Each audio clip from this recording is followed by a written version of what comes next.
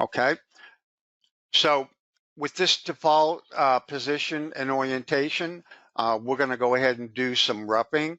So I got a couple of layers over here that I want to mention. One of them is called curves and one of them is called mask. So we've got some curves already created on this part that's going to help us machine it. So let me mention a little bit about this curve in here.